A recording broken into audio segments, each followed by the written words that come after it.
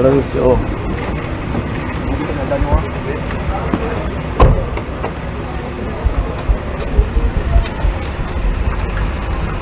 지금 이재명 대표가 탑승한 차량이 막 도착을 한 것으로 보입니다. 네, 오른쪽에 오른손에 지팡이를 들었고요. 현장 음성까지 그대로 살려서 현장 상황 지켜보시겠습니다.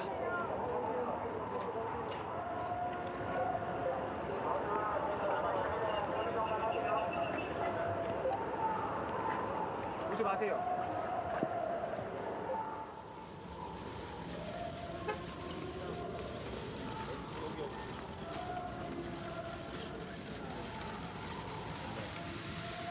구속영장 실질심사 받게 됐는데 한 말씀 해주시죠. 증거인멸을 교사했다는 혐의에 대해 어떻게 방어하실 건가요? 김인서 씨랑 마지막으로 연락한 게 언제입니까?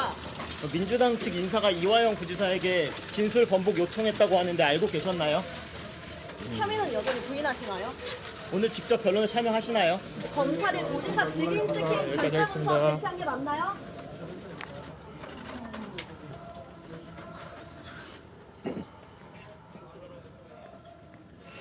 네, 이재명 민주당 대표가 10시 3분 서울중앙지방법원으로 도착해서 서관 문을 통해서 입장했습니다. 법원으로 들어왔고요. 영장실질심사 출석을 위해서 보안 문을 통해서 법원 안쪽으로 들어가는 모습을 볼 수가 있습니다. 당초 휠체어도 잠깐 등장했기 때문에 휠체어를 탈 수도 있겠다라는 예측이 있었지만 직접 한 손에 지팡이를 짚으면서 그리고 또 다른 한 손으로는 우산을 직접 쓰고 입장을 했습니다. 지도부가 구속영장을 기각해달라고 법원에 탄원서를 제출했습니다. 오늘 지지자 90만 명 그리고 민주당 의원들도 6명 뺀 전원이 모두 냈다고 밝혔는데 누가 안 냈는지도 공개를 같이 했습니까? 일단 민주당은 전직 국회의장 4명과 소속 국회의원 161명이 이재명 대표의 불구속 재판을 촉구하는 탄원서를 제출했다고 밝혔습니다.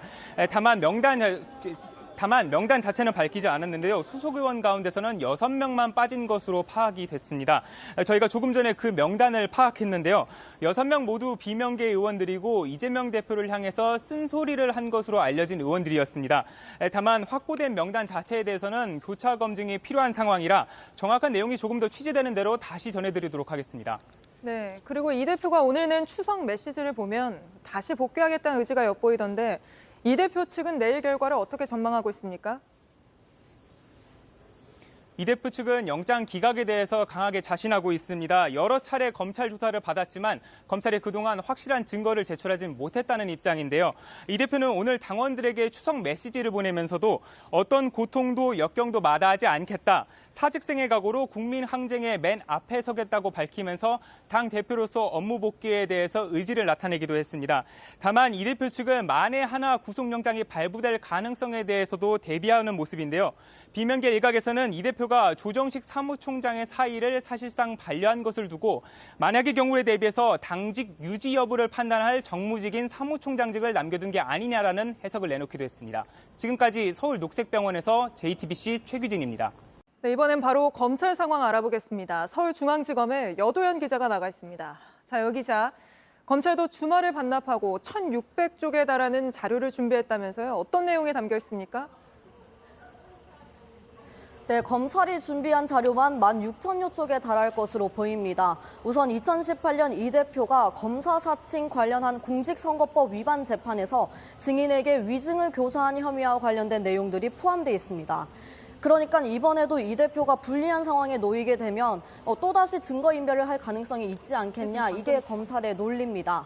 그런가 하면 백현동 사건과 쌍방울 대북 송금 대납 사건과 관련해선 이 대표가 직접 결제한 문서를 제시할 예정입니다.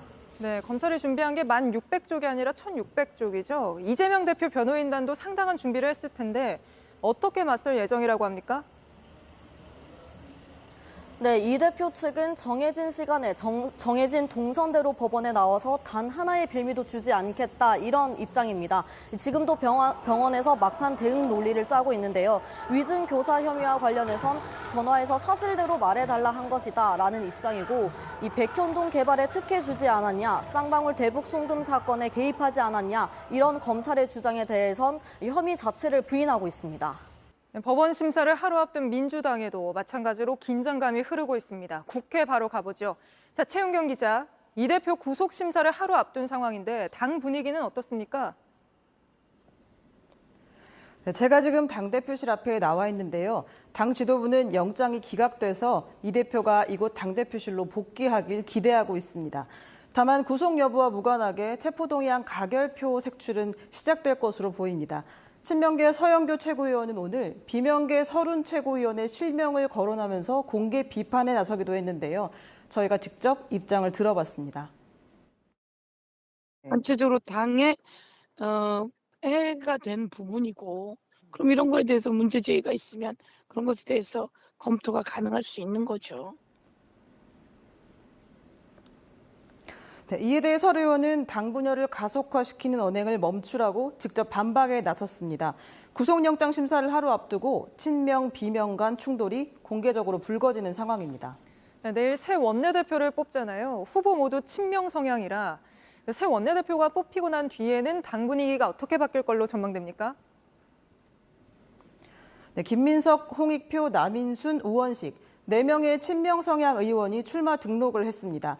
결국 누가 당선되든 친이재명 체제가 강화되는 건데요.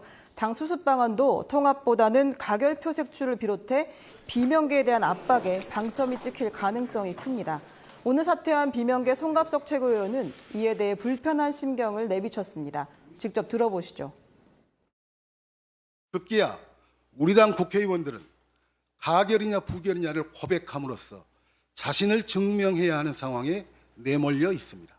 저는 자기 증명을 거부합니다. 구속 여부가 결정나기 전부터 계파 충돌이 본격화되는 상황이기 때문에 내일 어떤 결과가 나오더라도 당권을 둘러싼 계파 갈등은 더 깊어질 것으로 보입니다. 지금까지 국회에서 JTBC 최윤경입니다.